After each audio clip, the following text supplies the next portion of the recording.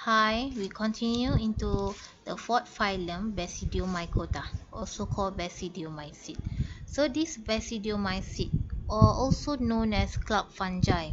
The examples are mushroom, bracket fungi, and puffball. So this type of fungi, they have a microscopic club shape we call as basidia.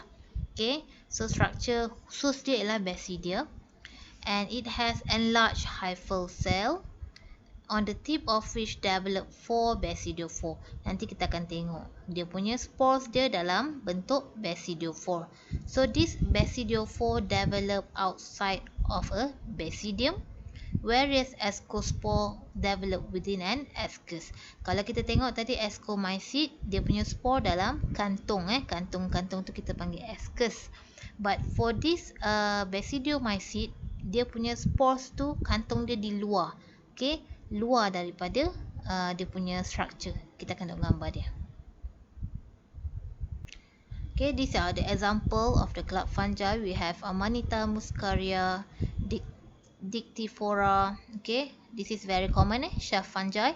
So decomposer of the wood. Okay, so this fungi actually macam mana dia decompose kayu ni Fungi dia akan excrete extracellular enzymes kepada kayu tu. So that enzymes dia akan digest kayu. So bila dah digest, fungi tadi hanya akan absorb nutrient yang dah diuraikan. Okay, and then this is the puffball. Puffball example of the basidiomycete. Okay, so this is how the fungi emit, atau release the spores. Okay, the reproduction for basidiomycete is sexual reproduction. Okay, it is uncommon for asexual reproduction. So mostly these species mereka akan buat sexual reproduction. So the first step is from the different mating type of the mycelium.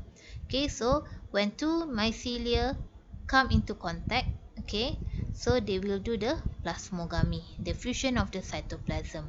Okay, what happened? A dikaryotic mycelium form, growing faster than and ultimately crowding out the haploid parental mycelia. So dia akan membentuk dikaryotic mycelium. Mycelium dia combine ada dua, tapi yang fuse hanya cytoplasm. That's why it is called dikaryotic. Sebab dia ada two nuclei. Nuclei dia belum fuse lagi. Okay, dikaryotic mycelium. And then environmental cues such as rain or temperature changes induce the dikaryotic mycelium to form compact masses that develop into basidiocarp. So dengan keadaan environment, okay, seperti hujan ataupun perubahan cuaca, perubahan suhu, menyebabkan mycelium tadi, dikaryotic mycelium tadi membentuk satu bentuk jisim, okay, satu jisim yang berbentuk seperti mushroom. So this mushroom is actually dikaryotic. Okay, dia ada two nuclei. And then underneath the basidiocarp ataupun ni mushroom ni, dia ada gills so line ni kita panggil gills. So each of the gills it has basidia. Dia macam satu kawasan, satu ruang untuk meletakkan spore. So kita panggil that ruang is basidia. Okay, so this basidia, they are dikaryotic. Sebab pada asalnya this mushroom memang dikaryotic sebab dia punya nuclei belum fuse. So this basidia are dikaryotic. Tengok dia ada dua nuclei semua ada dua nuclei. So the basidiocarp gills are lined with terminal dikaryotic cells that called basidia. So this is the basidia with two nuclei. So later this dikaryotic will undergo the karyogamy, which is the fusion of the nuclei. So each dua pasangan nuclei tadi tu dia akan fuse and then dia akan membentuk diploid nuclei. Ni dia melalui karyogamy dia akan membentuk diploid nuclei. So from the diploid nuclei, of course dia akan undergo meiosis. When it undergo meiosis, from diploid nuclei it will produce 4 spores. Okay, so dia akan menghasilkan 4 spore. The basidium containing 4 haploid of nuclei. So from these 4 haploid of nuclei, they will form 4 appendages, 1 cabang, 4 cabang. So daripada 4 nukleus tadi dia akan bentuk 4 appendages, okay, macam dalam gambar ni 4 appendages ataupun 4 basidiophore, and dekat dalam setiap satu appendages ni tadi akan ada satu haploid nucleus. So this is the basidia, okay, and this is the basidiophore. Sebab tu maksud dia tadi ialah cara dia riliskan spore tu, dia punya spore luar daripada badan, sebab dia punya spore dekat basidiophore ni, dia terunjur keluar, dia bukan dalam sac macam ascomycete, dia memang dalam cup fungi tu. Kalau dalam basidiophore ni ataupun basidiomycete, dia punya spores dia dekat luar, okay, luar daripada badan. This is the basidia, and then this is the appendages. There are 4 appendages, and each of appendage will has one haploid nucleus. Okay, so and then once the spore is released, okay, by the basidiophore, and then it will disperse into haploid mycelia, and then the process continue. This haploid mycelia from different mating type will come into contact and follow the whole process again.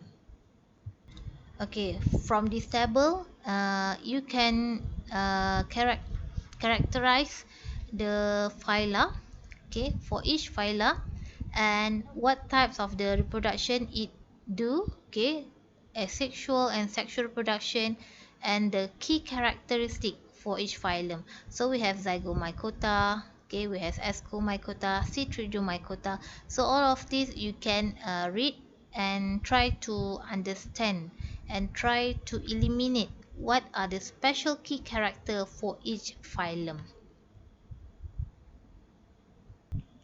Okay, for the 5th phylum, okay, for the 5th phylum, Deuteromycota, also called Deuteromycete, also known as imperfect fungi, because in most of them no sexual stage has been observed.